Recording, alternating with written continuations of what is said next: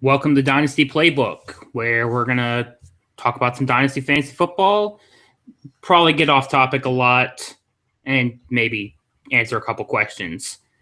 I'm your host, Drew. You can find me on Twitter at DrewDotsonNFL. With me is my co-host, Tyler. You can find him on Twitter at HBombIDP. What's going on, bud? What's up, dude? Saturday night. I like recording at night. I feel a little bit more awake when we record like in the morning or the middle of the afternoon. So, ready to go. Yeah, man. It's tomorrow's gonna be a stressful day for you. Got those Broncos playing. Man, it's hard to be objective, but I have to be objective. What are our chances here? 30% chance of winning, I think. I don't think it's great. I think we gotta force turnovers. Have to. We got to touch Brady every play. We got to put him on the ground 6 or 8 times. I think if this game was in Foxborough, you'd have like a 10% chance. But with it being in Mile High, I think the odds are at least push. I don't know if I'm going that far. I don't know. I'm not feeling great, but it's an AFC championship. Shot. It's farther. Well, it's just like last week. Everybody was writing off Pittsburgh, and I was like, yeah, don't do that. And ends up Pittsburgh gave Denver all they wanted. So, and it kind of has that same feel this week. Like it's really easy to want to just write Denver off, but nah, not in the playoffs, not at home. So that's the one nice thing about your team not being in the playoffs. And I say the one nice thing because all the rest of the things are shitty. I'm not rooting for any team. I'm just rooting for a good game of football. Arizona versus Carolina, that's going to should be an excellent game. Should be a lot of fun to watch. But let's move on to some actual Dynasty talk, and we're going to kick it off with our college player discussion for the week. And we're covering Paul Perkins, who's a running back out of UCLA. He's a redshirt junior.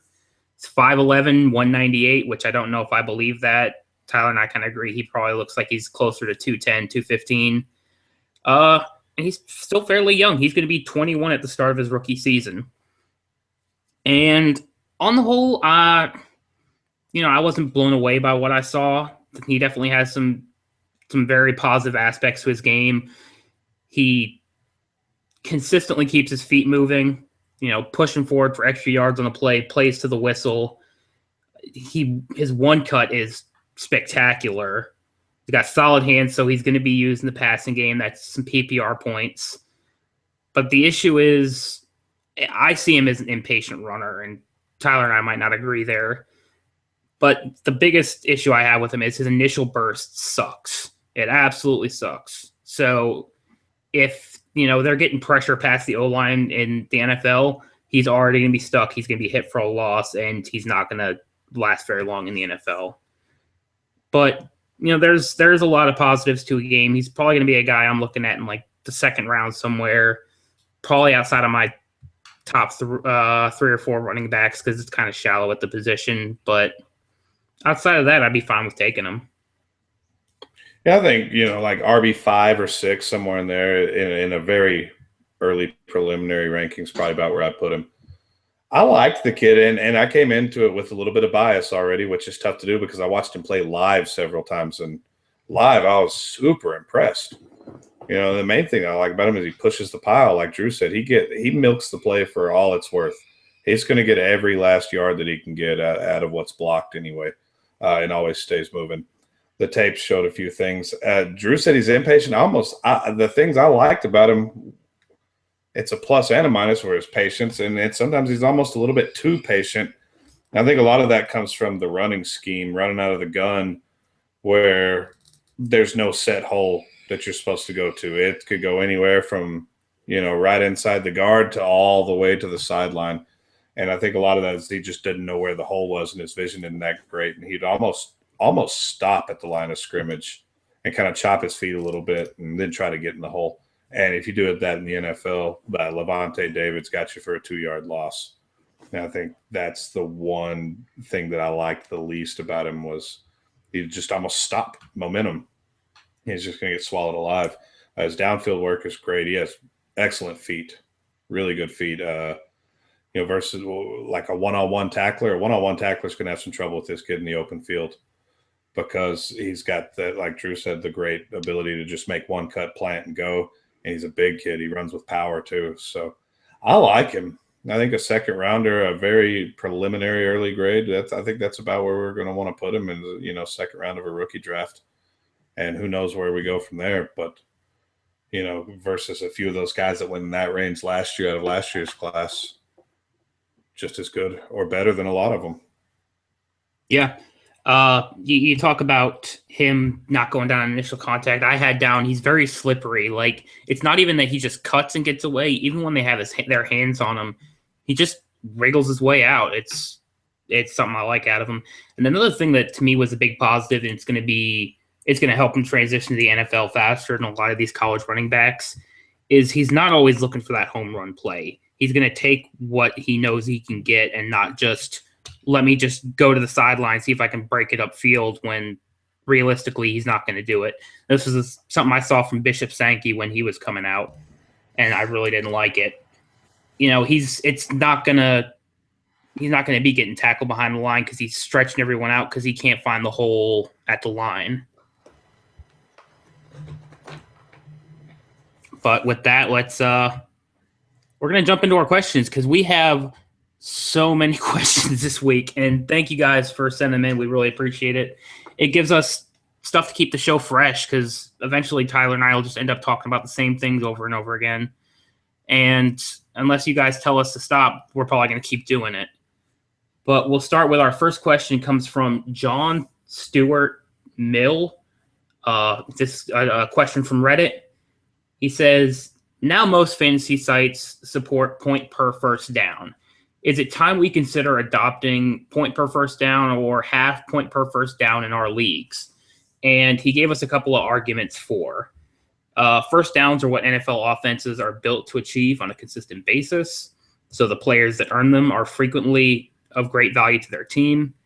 It's a stat that favors informed fantasy decision-making, as strength of defense a player is facing really matters. That defense might yield a 5-yard catch on third down, but stop the wide receiver shy of the first down.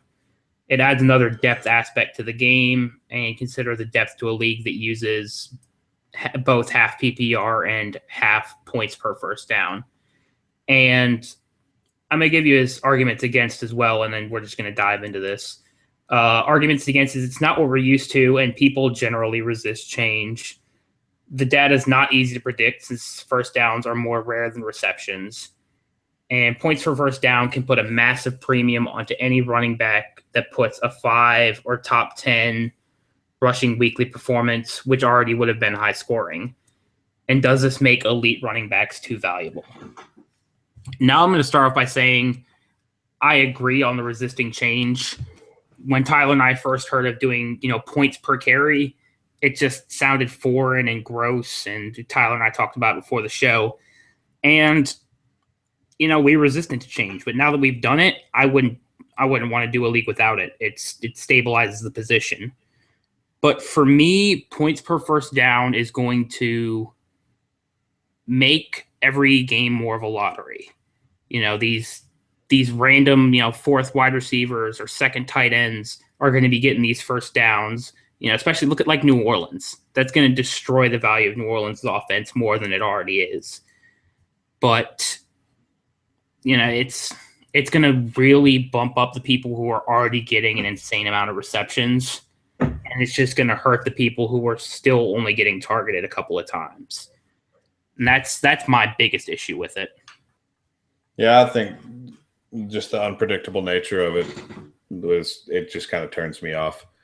And I never want to just close the door on anything. Like I said, the points per carry we first heard about it, we were like, ooh, gross. And when I read this question, I was like, oh, God, gross. It's just the same knee-jerk reaction, but completely uninformed. It's just my initial reaction. I'd like to look at it some more. I'd like to actually run some numbers on this and see, which wide receivers, if there's any correlation between, a great wide receiver and producing first downs, same at running back. But in general, even though I'm all about customizing, scoring, tweaking leagues in any way you could possibly imagine, I don't really like this. Like I said, just variance. Variance is not fun. and unpredictability. It's already unpredictable enough. Well, what's the luck factor? The luck factor is already way the hell more than we want it. And throw this in there, it just makes it that much stickier. Yeah, absolutely. It feels gross. Yeah, you hit the nail on the head. And I really don't know that I have that much more to say about it. I feel like information, how many first downs a defense is giving up, doing the research isn't necessarily going to correlate with what fantasy production is actually going to look like.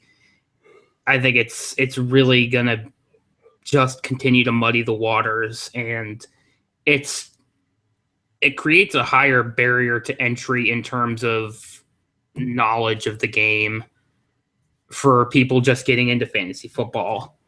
With PPR, you can look at a stat sheet and say, that's how many receptions they got. And you can track that from game to game. You can see a total, for the year. You can connect it to how many attempts or how many completions their quarterback had. Whereas if you look at first downs for an offense, or if you look at first downs thrown, I think it's going to muddy the waters more. It's not going to be as clear for people who are just starting. And I don't know about you, but I want to get more people into this game. I enjoy it. Absolutely. You hardly ever find somebody that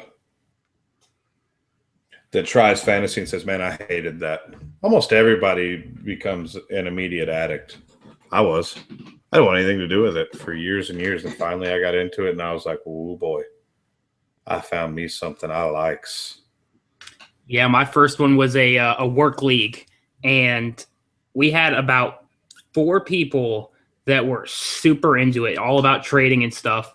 And then the other 6 just sucked. They were crappy league mates. You'd send them trade offers. And I mean, at this time I had super good depth, but I didn't have any of that top end talent. So I'm like, here, I'll package together like 2 or 3 of these medium depth guys for a Calvin or whatever. And they would just completely blow it off and be like, no, don't trade Calvin. I'm like, okay, cool. But after that, they didn't care. Whereas I finished my first league and I'm like, can we do that again next season? Mm-hmm. I'm looking online. I did like the randos, NFL.com. Here's some people to be in a league with leagues, which I'll never do again. That was a horrible experience, but that's how much I was trying to scratch the itch. Yeah, got to fuel that fire, man. I still the home league, the redraft, it's circled on my calendar every year is literally the best day of the entire year. The live draft, it's the best thing ever. But yeah. All right, with that, we'll move on to our next question. Comes from Naked Avenger. Question: what are your valuations on the following free agent wide receivers? Rashard Matthews, Marvin Jones, Travis Benjamin, and Ruben Randall. And for Rashard Matthews, I'm not really interested. If you've got him, hold him. Unless somebody's willing to pay you for him, then give him up. But I see him just going somewhere and being a number 3. And he's probably just this is gonna be his one weird season where he's like, I was super fantasy relevant for like 6 weeks, and then everybody forgot who I was.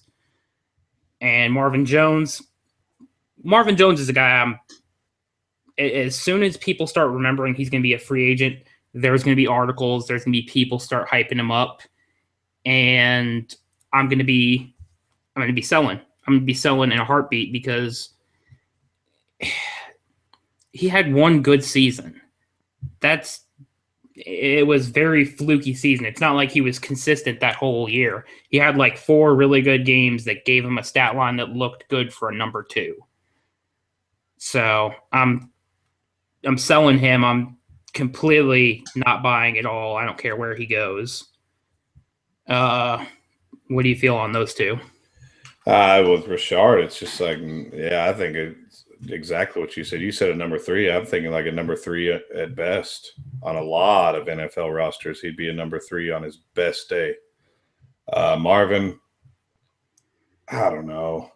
Marvin's one of those guys that if he's on your roster, he's more valuable to you on your roster than he is on the trade market. And even after all the free agency, talks start, and even if he picks up some heat, what's he ever going to be worth on the trade market? If I can get a second, any second, I'm out. I'm gone.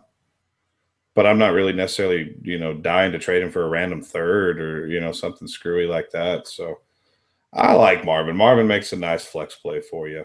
In these leagues where you're starting a ton of guys, Marvin's a guy that you pop in your lineup every week. And, landing spot's going to be a big thing. There are a number of good spots he could go, or he could just stay where he is. I don't know the contract specifics. He could just stay in Cincy and still be, a viable play. Travis Benjamin, this one's weird because he was really good in spurts this year. I have no idea what to make of Travis Benjamin. It's probably similar to Marvin in that you just kind of keep him on your roster, let him clog it up more than likely. And then Ruben Randall, our favorite guy, Ruben Randall. What was it that I said last year that I wouldn't trade your 5th round pick for Ruben Randall? That sounds about right. Yeah, I don't want him anywhere near any one of my rosters ever. I actually had him on a throw-in in a trade this week. So I have Ruben Randall on an active Dynasty roster right now. If anybody in that league's listening, I will literally sell him for what? Just send me an offer. I'll take it. First offer I get. As long as I'm getting anything in return, I'll take it. I don't want anything to do with this guy. He's just a complete hack. He's like Justin Hunter with none of the upside. So much hope, so much, potential, but just nothing. Complete letdown, disappointment. Nothing. I don't want him. And Naked Avenger's got some random, fun questions for us too. He wants to know, what are your top 3 celebrity crushes? Well, see, I happen to be a very smart man, so my top 3 are my wife, my beautiful wife, and my loving wife. You're just a gorgeous woman. Love everything about her. So I don't even venture into that. So now you're on the hot seat. Thanks. No way to make me look like the jackass. Oh, I hate you, Tyler. Really, Kate Mara. Really, I don't know. After that, it's kind of a toss-up. Even though she's old, Jennifer Aniston is still hot as hell. And I don't know. After that, Olivia Wilde's hot. Mila Kunis is hot. I don't know. Lots of hot chicks. Yeah, I really don't spend a lot of time. There's probably hot celebrities out there now that I didn't even know were celebrities. I can date myself a little bit here. And growing up, for me, it was Michelle Pfeiffer. Oh, man. How about Audrey Hepburn? Were you all about that too? There you go. Lucille Ball. Yeah, Michelle Pfeiffer's probably about 90 right now, but growing up. He liked Betty White right when she was hitting drinking age. That was my crush. All right, and how about your 3 favorite cocktails? 3 favorites. I don't drink much anymore. I used to be, I don't know if it was a good or bad at drinking. I was both. I was really good and really bad at it. Good old vodka and 7-Up, probably my all-time favorite. Whiskey sour, I like a whiskey sour, and then just like a Maker's Mark and RC Cola or Maker's Mark and Coke, something like that. Keep it simple. Yeah. For me, it's daiquiris. I mean, I grew up in a place where you could drive through and go pick up a daiquiri on your way home. We were alcoholics on the go, so it's almost got to be a staple. A good mojito, I can always get down with a good mojito, and my go-to is Monster and vodka. Good vodka, and yeah, that's like the college kid, whatever. I live off a Monster. I'm going to live off a Monster for the rest of my life, so why not add some more fun to it? Exactly. We take a lot of heat for our energy drink takes, like a lot, but that's okay. Whatever. So, I have a resting heartbeat of like 600 beats per minute. I'm good. I'm going to live forever. Some people are obsessed with energy drinks. Other people are obsessed with like heroin. So there you go. I'm not as bad as the other guys, so I'm still all right. We're all about that clean life. Gummy candy and sugary energy drinks. Oh, we're going to die of diabetes soon. Tomorrow. And I actually lied. That one actually came from Pizza Logs. Naked Avenger wanted to ask what the coolest nickname in the NFL is. Eh, I it's I don't really think there really are any anymore. Muscle Hamster. I like Muscle Hamster. I like calling him Muscle Hamster just because evidently he doesn't care for it, which makes it even better because screw you, dude. You're making $1 trillion a year. I'll call you whatever the fuck I want. Nuke, dude. Yeah. Is there a cooler nickname than Nuke? That's awesome. I also like Predator for Brashard Perriman. Predator. Credit to Jan Swanson for Predator. I love it. All right, let's move back on to some actual fantasy football talk. Pizza Logs wants to know, he's another Reddit subscriber. So what are your thoughts on Latavius Murray? I rarely hear him discussed. Do you think he's a long-term starter? Are you selling, buying, or holding? If I had him, I sold him last offseason when there was all the hype because I liked him as a prospect. I liked him, as a stash after his first year. But when he was in the middle first round value, you had to sell. He gets to a point where he's not gonna return the value that he was being valued at. For now, if you can get any first round pick, I'm absolutely selling him. And depending on what this draft board starts playing out like, I could see doing it for an early second, but I could also see holding him. If Oakland drafts a running back, they're worth nothing. I mean, ask Trey Mason, who was actually a talented running back. Whereas, if they're bringing somebody in, it's to replace him. And it's just, Yeah, it's tough. It's so tough at running back. I like Latavius. I've liked Latavius. I don't even know where I would put him. I mean, I got to think he's a top 12 or 15 Dino running back at worst, right? Like right now, knowing what we know now, I got to think that's where he would be. I don't know if I'm taking any first. I'm taking almost any first. I'm not moving him for a second or anything. He's another one of those guys that I'd just rather have on my roster. And if you're going to trade him, he's going to serve you much better in a package deal. A 2 or 3 for 1 or something like that. I think he's going to play a lot. It's going to play out a lot better on the trade market that way. But I got no problem just keeping him on my roster. Of course, the NFL draft, like Drew said, that could turn things on its ear in 1 second. All it takes is one pick to muff it all up. But in the right here, right now, I'm not selling him for what his value is right now. I wouldn't hate acquiring him in a package. I'm not going to go out and just pay straight up for him. But if I can get him, on a big discount right now, yeah, I wouldn't hate doing that. I still like the guy just fine. I do hate that they went away from him in the second half of games so much. Like you're looking, Murray's cruising, dude, putting up a nice stat line, and then it just kind of stagnated. Whatever. If he had 15 carries, he finished his game with 17, and we're talking, mid of the third quarter on. So that's a little bit troubling. But I don't know. Running backs are tough, man. So we're trying to predict situation too, which is impossible, completely impossible, unless they're elite talent, and he isn't. So I don't know. I got no real great answer to this one. Yeah, I hate fence sitting, but this is one of the ones where it's the only answer I have.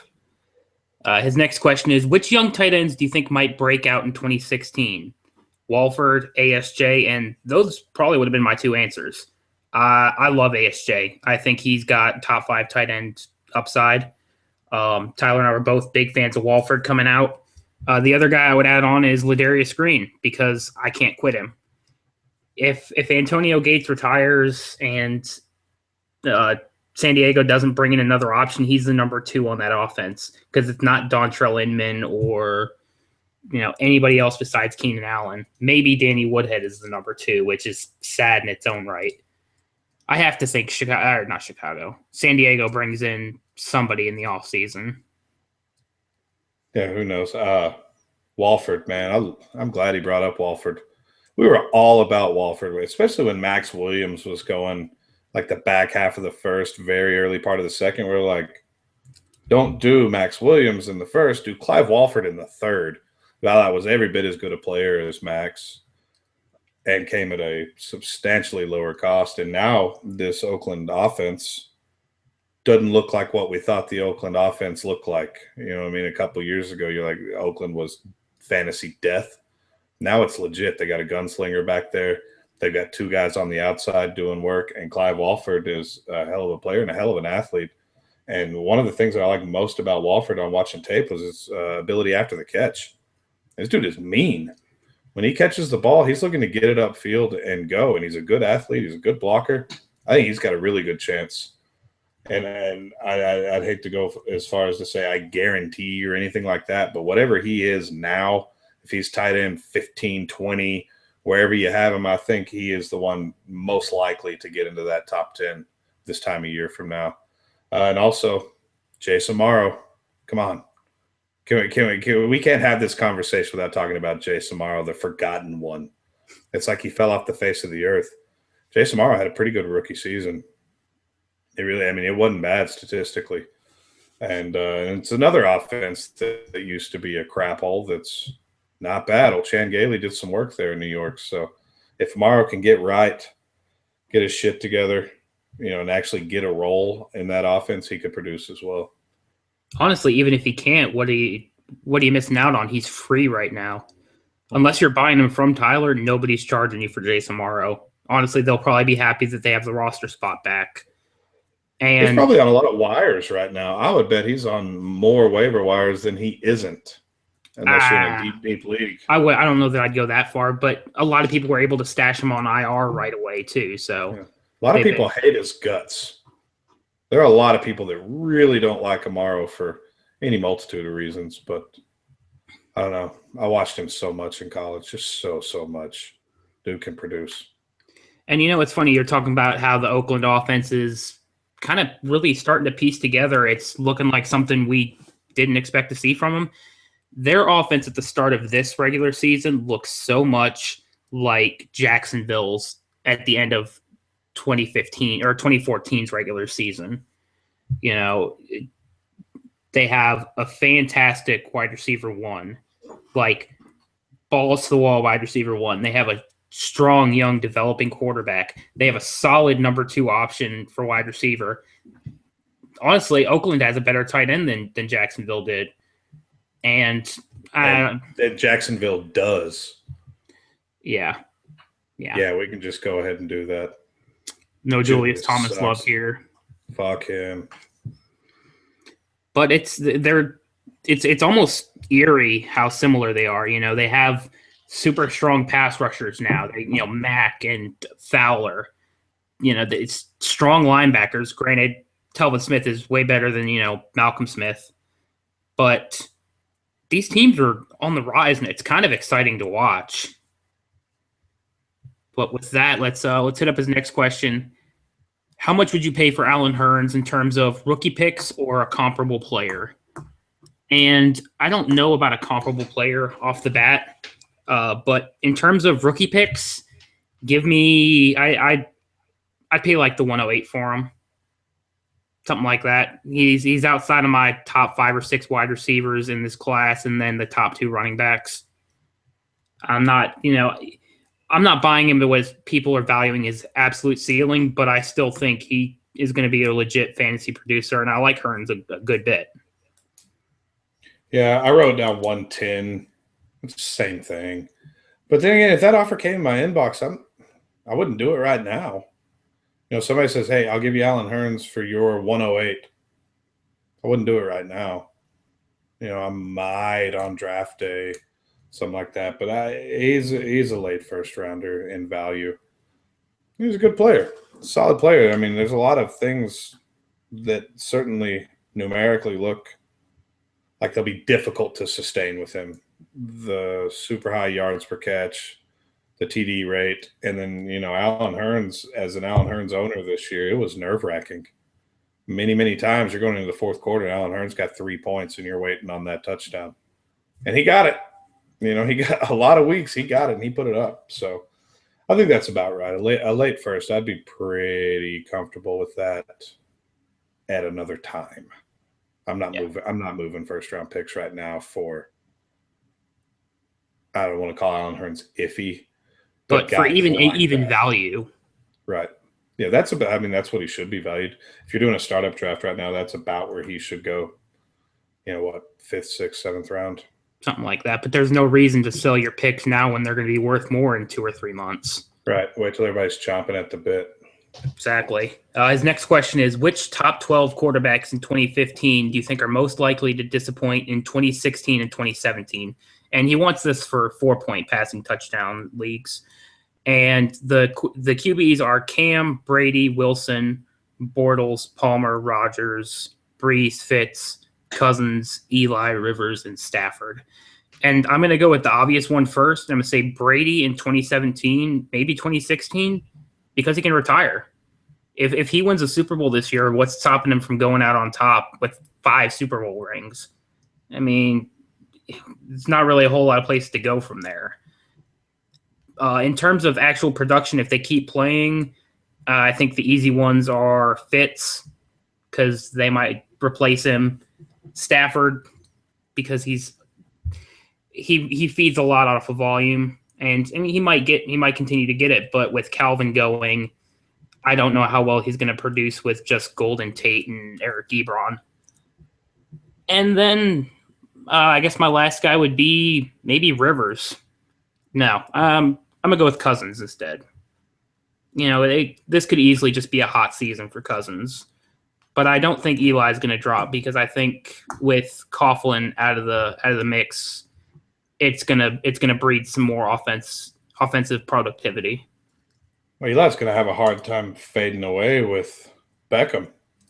Beckham alone's good for pretty good numbers. Cousins is the obvious one, just because what is he? Do we believe? Do we not believe? Do we even care?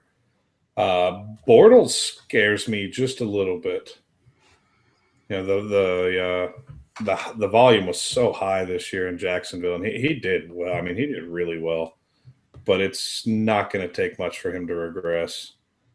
Fitzpatrick, hell, I don't know. You know, you start talking about 17, all I'm looking at is how old they are. Brady, Palmer, those guys. You know, I mean, a full season, another full season for what these guys are, 36, 37, 38 years old? They're old. The end is nigh. It's coming. But for next year, I'd probably say Cousins and Bortles are the two on that list that seem to me least likely to repeat as QB1s. I don't know that I'd agree on Bortles. I think I agree there's going to be a regression to the mean. He's definitely going to fall to earth. I don't see him repeating his QB4. But to think he's not going to be a top 12 quarterback when he's got Allen Robinson, which if you're making the argument for OBJ holding up Eli, true, he's got Robinson, and then he's got an even better wide receiver 2 and 3 than Eli does. So, I mean, there's that. You're right. I'm just nitpicking. Plus, I own Bortles in a lot of spots, so I'm being cautious. Absolutely. Cautious with my expectations. I bought Bortles up like it was going out of style last year in startups. I think I got him, damn near every league, because I was getting like QB 18 or something ridiculous for a second-year starter who was, the third or fourth overall pick. No, I didn't give a shit how he looked as a rookie. There's a lot of pedigree there and really cheap price.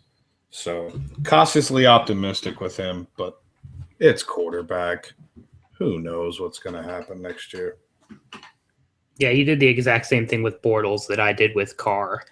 And, you know, people are absolutely right to be cautious with Bortles, because to think he's going to be the QB4 again is thinking he's going to outproduce Cam, Rodgers, Breeze, Palmer, Brady, assuming they all play in 2016, which, I mean, I got to assume they would.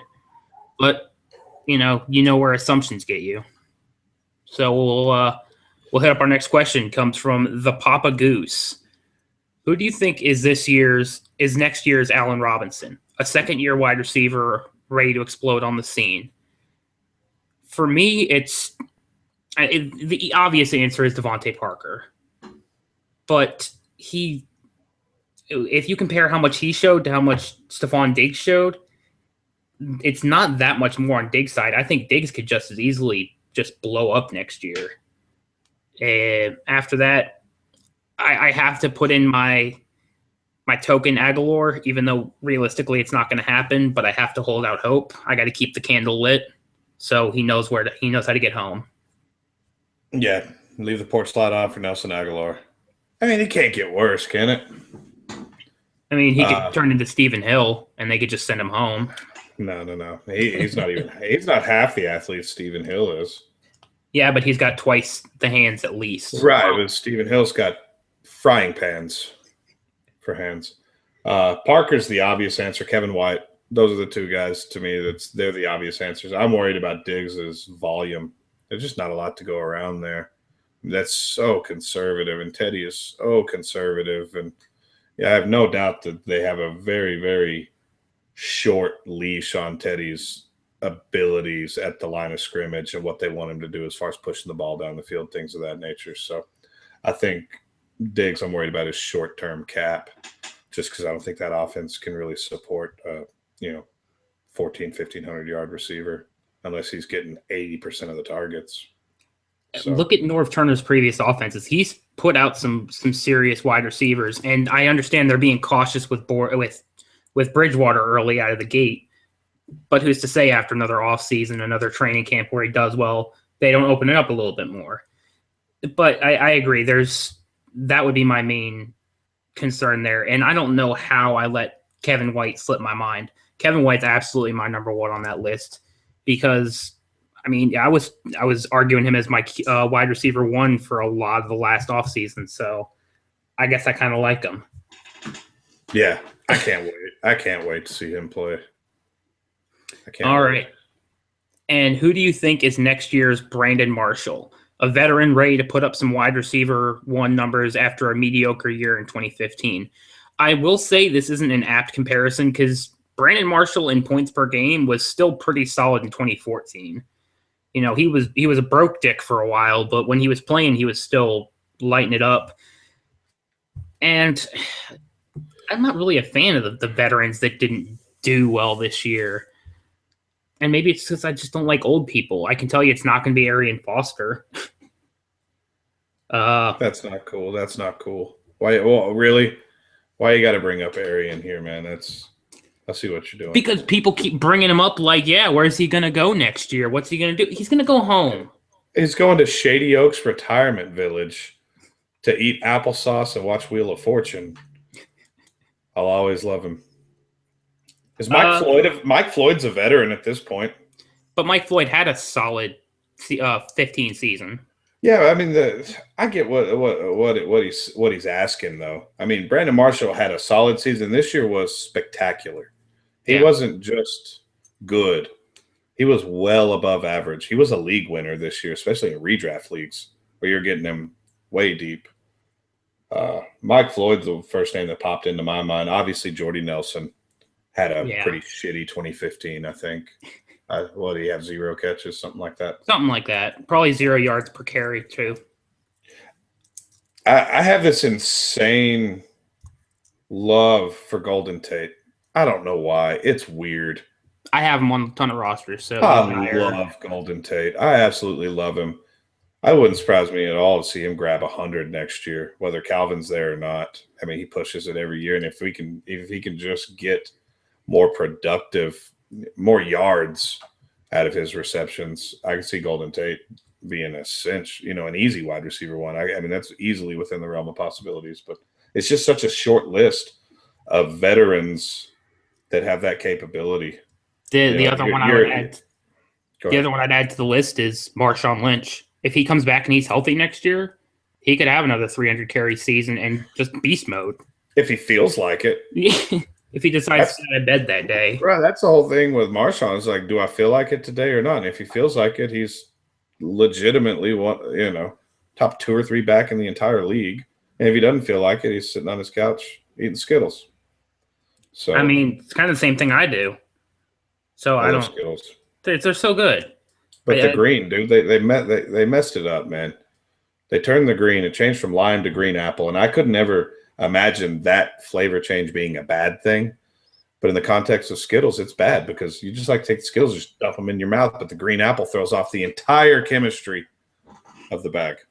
And who's sitting at Skittles headquarters or whatever it's called and saying, you know, Skittles have been doing really well for a long time. Screw with it. Let's change shit. If you want to do stuff, just put out another variety, a different colored bag of Skittles like you've been doing. Like tropical Skittles. Who doesn't like tropical Skittles? What about the sour ones? Woo, those are good. But you can only eat a little bit until your mouth just turns into just raw. It erodes that top layer of skin. What about the smoothie Skittles? I like those. They're all right. In like the peach colored bag. Good stuff. All right. And talking about good stuff, let's jump to at 14 Team Mockers question. In 1 QB leagues with low QB trade values, at what point is hoarding studs as defense good strategy for self-defeating? And I'm just going to straight out say it. If you're hoarding it past having a starting QB and a backup, it's self-defeating. You're wasting roster spots because quarterback is not that valuable. It's just really not in 1 QB leagues. The only reason I can justify holding a third QB is if you're having to do that by committee because all your quarterbacks suck. You know, if you were going into this last season with Brian Hoyer and Josh McCown and I don't know, Ryan Fitzpatrick before we thought he was going to do everything that he did, that's when I can justify having 3 QBs when you really just got to piece it together. But other than that, I'm max of 2. Yeah, I'm the same way pretty much. And unless you're in like one of these super deep, especially in the IDP leagues, where you're carrying 55, 60 guys, or if you have 3 starting quarterbacks, you're not doing your roster any damage, you know, by not picking up Keith Mumphrey or somebody in place of your third QB. So I can get behind that. I carry 2 in most leagues, but in the leagues where I'm not happy with my QB situation, I prefer to have 3. But yeah, just they're quarterbacks, man. I think it's a lot of why we lean so heavily towards 2 QB and Superflex now, because it just becomes so boring in 1 QB leagues. I just barely care. Yeah, I mean, it's such an important position, but yet it has no value in what we do. I like quarterbacks. I like quarterbacks in the NFL. I like watching them play, but when I really don't care what they're doing because I'm starting, you know, Kirk Cousins, you know, last year or Colt McCoy, I'm not that excited about it. I'm not watching Colt McCoy like he's going to tear it up. And that might have not been a good choice to use. I am. I'm watching Colt McCoy. He's still. See, now my blood pressure's rising. I'm thinking about getting the Heisman stolen from him again. And to get off this soapbox before we get going. Oh, Texas fans. But I know what you're saying. But really, I agree with if you've got deep rosters. Like, we're in a 30-man offense-only league, which is too many roster spots. We way overset that. But I'm holding 4 QBs, not intentionally. One of them on the auction I accidentally bid on and got stuck with him. I got Garoppolo, but I got nobody to drop him for, so he's still sitting on my roster. We're not getting into that. I was super salty.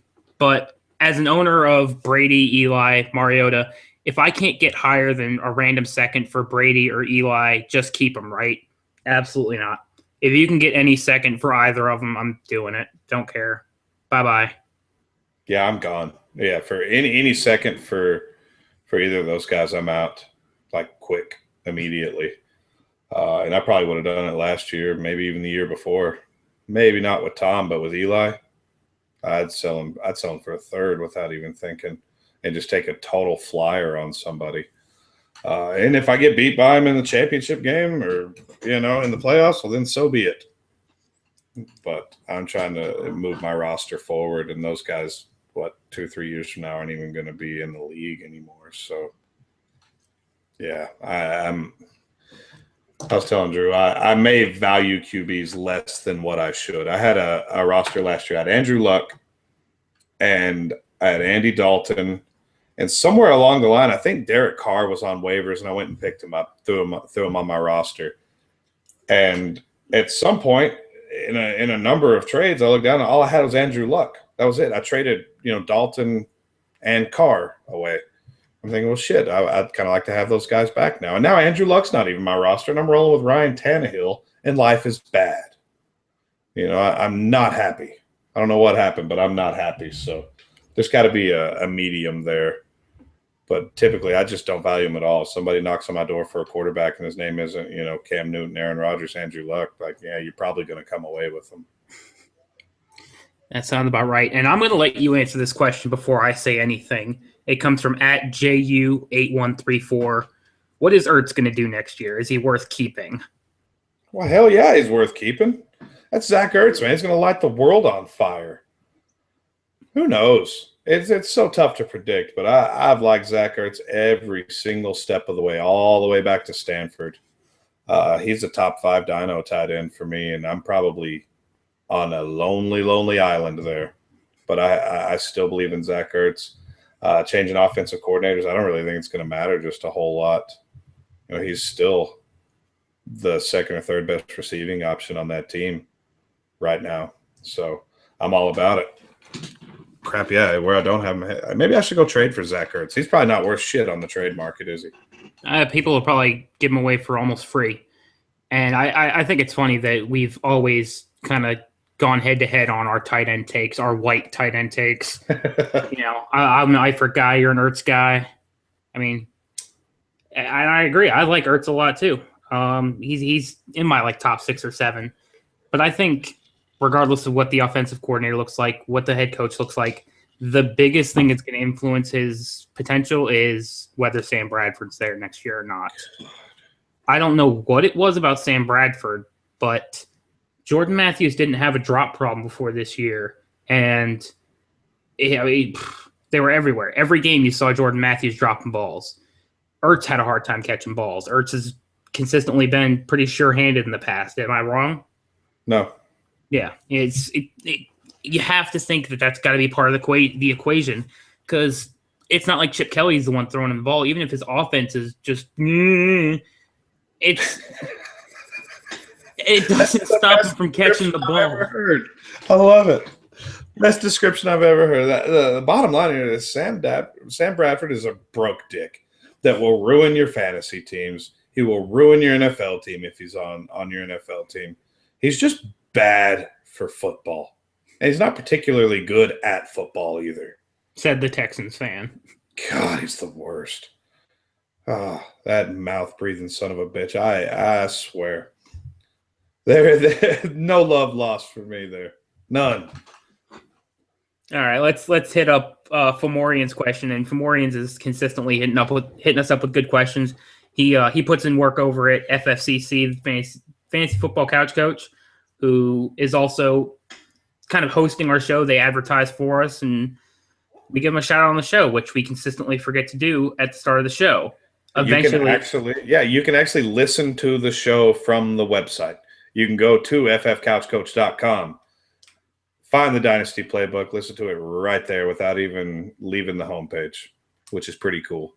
And we are awful. We got to start making notes, dude.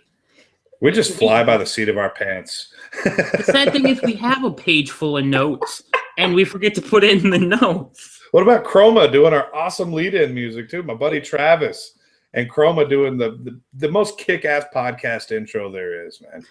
Chroma gets their shout-out in our podcast description every week. Okay, this is good. But Fomorian's question is, any veteran running backs you're buying low for next season, and what are you paying? If I can get Ryan Matthews cheap right now, I'm doing it. I'm all about that. If for some reason people forgot that Danny Woodhead was good, which I doubt it, that's another target. Kyrie Robinson, all about Kyrie Robinson. They've been all typing about him lately, trying to blow up my sleepers. After that, it gets kind of gross. I don't want Jonathan Stewart. I don't want DeMarco Murray. I don't want Shady. If I can get Matt Forte super cheap, I'll get Matt Forte, because he's going to go somewhere else and he's going to play for another year or two. And I mean super cheap. But Joyke Bell is gross. Eddie Lacy's fat and disgusting and bad at football. Adrian Peterson, people are going to still continue to value Adrian Peterson too high, and I don't like betting against the age curve. It's just not something I do. But those are my guys. No, they're not any of them going out and paying much for. Latavius, we talked about earlier. I'd take him for a wink. Kyrie's great. I'd buy Shady. If I get Shady on the cheap, hell yeah, I'd buy Shady McCoy. I just don't think you're getting Shady cheap, though. Yeah, I don't know. I wouldn't even know how to value these guys because they aren't on my rosters, and I'm not out offering for them. Mark Ingram's a great buy. Mark Ingram was fan-fucking-tastic this year. And he was hurt at the end. So that naturally, cools the price down quite a bit because memories are short in Dynasty for a lot of people. So Ingram would be a great buy. In fact, that'd be a really good one. Go around and shop your 108, 110 for Mark Ingram right now. I'd be all about that. I don't know. You're not getting Jamal Charles for cheap. You probably get Marshawn Lynch for a kind word right now. People scared about him retiring. You can get him for, I saw Ty Miller on Twitter got him for a 4th-round rookie pick. Well, hell yeah, you make that deal. You know what I mean? They could announce he's retiring tomorrow, and I would pay a 4th-rounder for him right now. You know what? And they take the chance he comes back. There's a player out there with RB1 upside that you could get for less than that, and that's CJ Spiller. He had a bunk-ass 2015, and I'm upset that I even endorsed him, but I've seen people get him for 5th-round picks. There's no reason to not do that. You've seen what Sean Payton can do with these talented players. And who knows, CJ Spiller might just be a turd, and if he is, what are you out, a 5th-round pick? But if he hits, that's a potential RB1. Those are the moves you make when you go buy veterans to strengthen your young lineup to make a run for a championship. I can get down with Spiller. Spiller, what was it, the back half of 2012? Has it been that long? It's been a while. And we're still I want it to be that CJ Spiller. I don't think it'll ever be, but for that cheap, why not? Part of me thinks there's still got to be something there. Otherwise, Peyton wouldn't have been interested in the first place. Well, he started off hurt. I mean, he was hurt in training camp. The dude was on crutches, and they rushed him back too quickly, for sure. I don't know how much that affected him. I don't know how much it affected him having one really good wide receiver, and then after that, a solid 3 is what I'd call Snead. Colson was broke and slower, and Coleman couldn't catch a pass to save his life. So, I mean, whenever he was on the field, they were going to hone in on him because clearly he was going to be used. There's no reason. But we'll move on to his second question is, what do you do with the Chiefs' backfield? And for me, the answer is you hold, because there's no way anybody's paying you anything for Charcandrick West, or was it Sean Drawn that did stuff this year? No, Sean Drawn was in yeah, he was in San Francisco. Spencer Ware. That's right. Wasn't Spencer Ware an LSU Tiger? He was. He was one of the 9-headed backfield that they had going on for a while. I feel like that was with Blue and Hill, and I wasn't even a fan of Hill when he was at LSU. I did not like him as a prospect because he's not good. Yeah, but that shows you how much Les Miles' offense kind of works in that regard. They all looked fairly good. They all put up numbers, but that's kind of neither here nor there. Even Niall Davis, if you've got him, I'm still holding them because nobody's paying you anything for him. And if Jamal Charles goes down again, which, it's not unheard of, they're going to shoot back up in value. You'll be able to ship him off during the next season. Yeah, I think West is the only buy out of the bunch. West, West has some, I don't even want to say elite, upper level movement skills, some change of direction skills. Charcandrick West is a nice player. Spencer Ware is a bruiser, and Niall Davis, as much as I hate to admit it, is a hack. I've completely moved on from Niall Davis. When Charles goes down and then West is hurt and Niall Davis still doesn't get any burn, it's time to move on. But West is the buy for me. I don't know what I'd pay. I don't know. But I sure wouldn't hate having him rostered. That's for sure. Because the odds of JC getting through a full year healthy are not good. They're worse than what they were. He's getting older, man. I could see that, but I mean, he bounced back after his ACL tear and played a full season. So, No, and I mean, the dude's an unadulterated badass. But now we're 2 or 3 full years away, or, removed from that. The dude's getting older, and he's an NFL running back. Especially if the Chiefs are competitive. Let's say Jamal Charles is at 80%, they're going to hold him out. Yeah, why wouldn't you save him for the playoffs? Right. So he's getting into the twilight of his career, any way you want to slice it. So West, for me, is the only one that I really want, other than Jamal Charles, who obviously is pretty close to unattainable unless you want to overpay, and you don't want to overpay for, what is he, 28, 29? I think he might be 29. Yeah, but you don't want to overpay for that. No. I mean, and it depends on what overpaying looks like. If you're giving any first round pick, I'm looking at that as overpaying. But if you're one piece away, and I hate the term one piece away, but if you really just need that upgrade at running back to really push for a championship, I wouldn't hate giving a second for him, even a high second this year. You're not going to get it. You're not going to get him for that. Absolutely not. No way in hell are you getting him for that. It's going to have to be a package, and he's going to have to be a significant piece of the package. So, I don't know. The older running backs, that's just not really our thing. We've had a lot going on with these older running backs here today. And the more I find out, the less I know. I don't know shit about the market.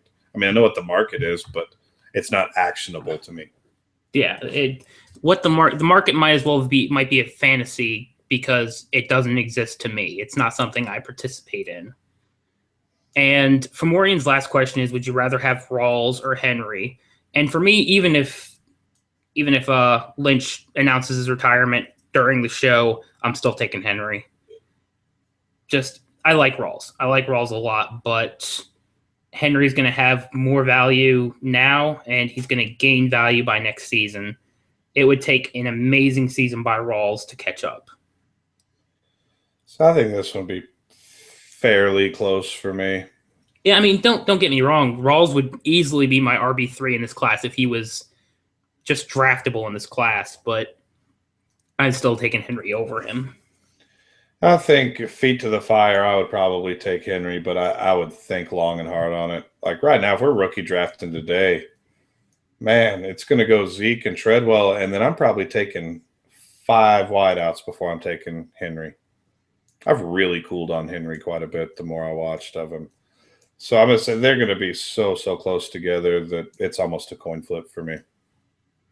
Yeah, and we'll hit up SJonathan02 on Twitter. His question next, and it's: what are your thoughts on Kenny Bell in Tampa? And I'll say there's not a lot of them. I don't spend a lot of time thinking about Kenny Bell. He could turn into something. I mean, obviously Matt Waldman was all about him. I was never particularly impressed. If Vincent Jackson leaves, he could see some number 3 usage, because I think ASJ will step in as the number 2. But I just don't see a ton of fantasy upside there, unless Mike Evans retires and ASJ breaks all his bones. Which ASJ is prone to doing, by the way. Just throwing it out there. Yeah, I'm the same with Kenny Bell. I just didn't like him. I didn't like the tape. I don't know. Maybe it's that stupid afro of his. When he takes his helmet off, he looks like he stepped right out of a 1970s fucking Bad Detectives, show. I don't know. I just didn't like him. Is he rosterable in deep rosters? Damn right he needs to be on a roster. But if you ever count on him being a week-to-week starter for you at any point, I think you're going to be disappointed. He'll probably have some big games. I mean, he's a good enough player, but he's just not a guy that I went after at all. At all. All right. Our next one comes from @Jeff Wallace SD. where would you rank some of the incoming rookie receivers overall in a startup like Treadwell? I have the 101, and I'm trying to figure a line of receivers I would take straight up for the 101.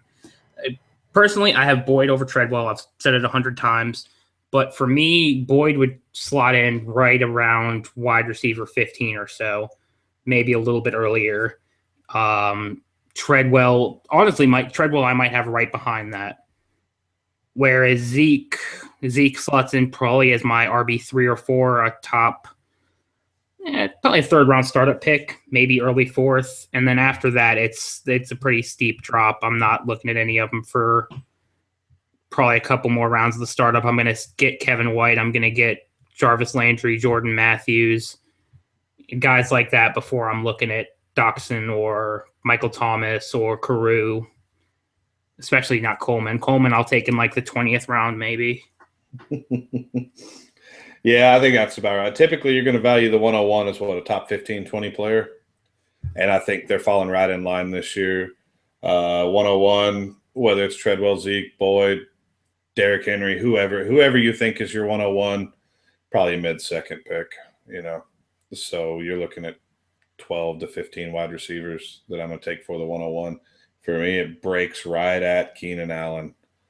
We were talking about this earlier. It breaks right there.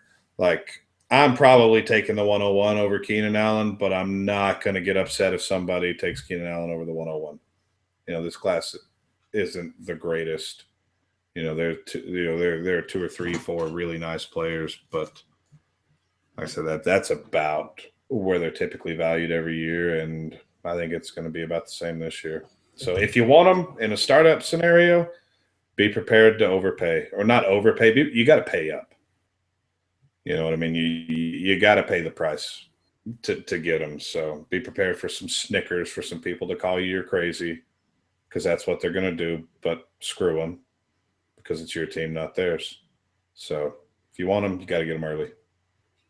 That reminds me of probably one of the best pieces of advice about how we run our teams. And I got it from Chad and Doug over at UTH. And they said they can laugh at your team. Let them laugh at your team all they want, because you're going to get to laugh at them next year.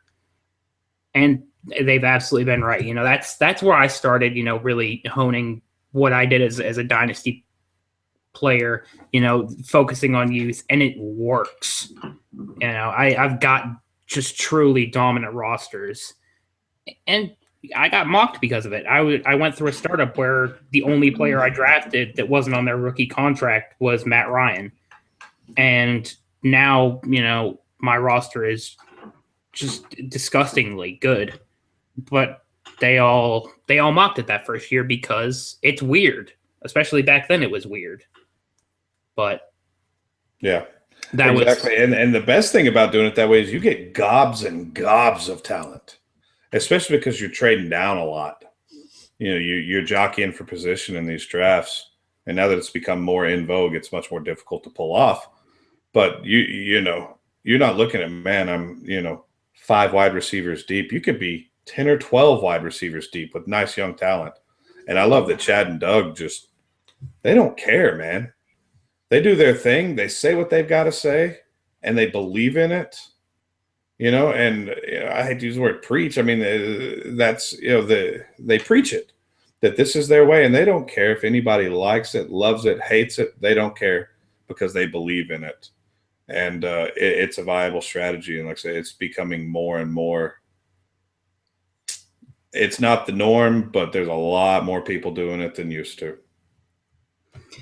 It's really a perfect example. I just got trade offers in my inbox in this league I was talking about, where guys are trying to sell me Des Bryant for Cooks, Kevin White, and I think it's the 106, because they think that I need this number one wide receiver, when I've already got enough number one wide receivers where I don't care about Dez. You have to wow me with value, and that's such a position of power to be in. It's fantastic. But another thing I wanted to point out was you talk about there being that huge tier break right there in that second part of the second round of a startup. And right after Keenan Allen slots in that 101, Boyd is my 101, and that's everyone's favorite comparison is Boyd to Keenan Allen, and that's just it. It fits for me. I don't know. I said Boyd is a better version of Jarvis Landry. That's what I think he is. That's how I see him. At least that's the way they used him. My God. They didn't. I mean, but look at his 14 tape. I like Boyd a lot. I do. I'm going to come off as a Boyd hater, and I'm not. He's my 103. I like him a lot. I just like Treadwell. Looks like he can dominate. He has dominated in spurts. Treadwell looks like that real, true number one, whereas Boyd looks like a really, really nice Randall Cobb type player. See, and I see him as a potential Demaryius Thomas type player. He's 140 pounds, dude. DT is 230. DT is not 230. Get out of here. DT is a big man. He's a big dude, but he's not 230 big. He's not Tyler Boyd, Munchkin sized out there. Let's look it up. I bet DT is at least 225.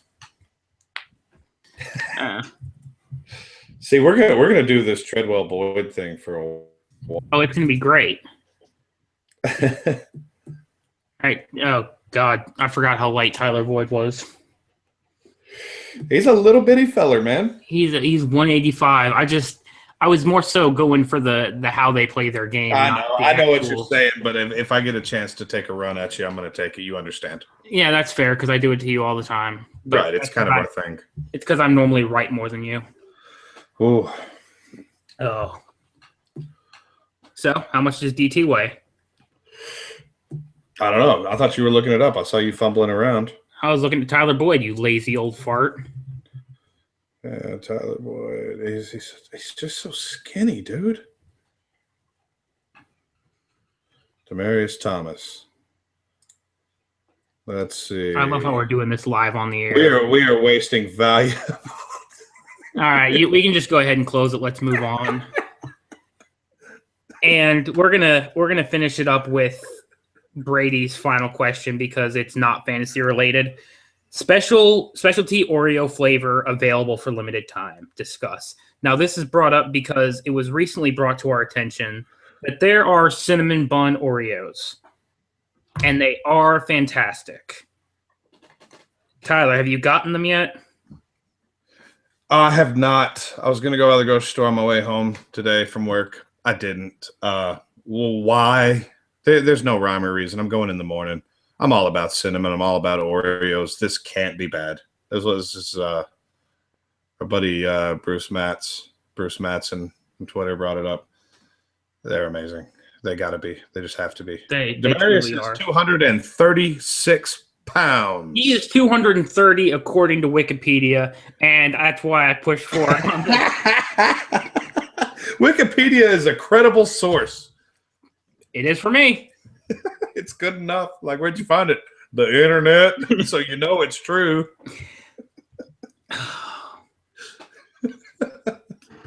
But out of the cinnamon Oreos, best specialty Oreo I've ever had. Everything after that, the brownie ones are super solid, but the cinnamon brownie, I might get the cinnamon Oreos over regular Oreos on the regular. Now, dunking them, I assumed you've dunked them. I did not. I'm kind of leery about dunking a cinnamon cookie. You know what I mean? That was my concern because normal Oreos, double stuffed, it's the only right way to eat them. Right, you can have 9 packages of Oreos in the pantry, and if you don't have any milk, you're not eating those fucking Oreos. No, exactly. So, does the cinnamon transcend that barrier? It absolutely does. I'll tell you, the cookie is by far the best cookie Oreos ever put out. The cream is. It's probably a push with regular double stuff, but the cookie takes it to a whole nother level. I'm all about it. I'm going in the morning. You better stock up if it's really limited time. Really? I don't know if it's limited time, but they stopped selling all of them, and it breaks my heart. We need to get vocal with them then. Is there Oreo Twitter? As how I'm a prominent member of ice cream Twitter, I could probably get some pull with Nabisco. Aren't you Haagen-Dazs's representative for the fantasy community? I am all Team Haagen-Dazs now because Bluebell has shunned me. I'm shunning you, traitor. No, I am Bluebell's number one fan. I'm telling you, I want some goddamn Rocky Road. I've told them I want some Rocky Road. I have begged them, just tell me anything. You know, just a simple favorite would go a long way, but they can't even give me that. Boycott. Maybe they're just not good at social media. Maybe they're so busy making that Rocky Road for you that they can't get on Twitter. They're not making Rocky Road. They're making pistachio almond, which is good, but I want Rocky Road. I've been very vocal about this, and Haagen-Dazs has got my back. You know what I mean? The Haagen-Dazs Twitter person deserves a raise. Haagen-Dazs Twitter person is 8 greater than signs more than the Bluebell Twitter person. Bluebell Twitter person sucks. All right, and I feel like that qualifies for our rant of the week. Tyler going off about ice cream and Rocky Road. Oh, this is what this podcast is about. You know, we finally settled back into our groove, and shit goes off the wall sometimes. There's definitely a bunch of good information in there. Some of y'all probably don't think so, but oh well. But it's fun here. That's why we keep doing it, because we have a blast. This is it. I'm ready to call it a night. You got any parting shots for us, bud? Nope. I'm gonna go eat some Haagen-Dazs ice cream and watch a movie with the wife. And I'm gonna build my voodoo doll of you until you change back to Bluebell. Never. I have planted my sword. All right, but don't forget, the Dynasty Playbook is hosted over at ffcouchcoach.com. Those guys are great. So many of the writing staff we get along great with. Read their work. They're fantastic. You know, thanks a lot to Chroma, the band out of Fort Worth, does our intro. It's fantastic. It's awesome. And if you guys enjoy the podcast, we'd really appreciate it if you give us a review on iTunes, Stitcher, whatever. If you even just have feedback, send it to us on Twitter. That's great too. But that's going to be it. This has been the Dynasty Playbook. Your host for mostly bullshit. There's a little bit of Dynasty in there. Stuff. Mostly. Yeah. But I've been your host, Drew. You can find me on Twitter at Drew Dotson NFL. With me has been my excellent co-host, Tyler. You can find him on Twitter at HBombIDP. Thanks for joining us. We'll see you again next week.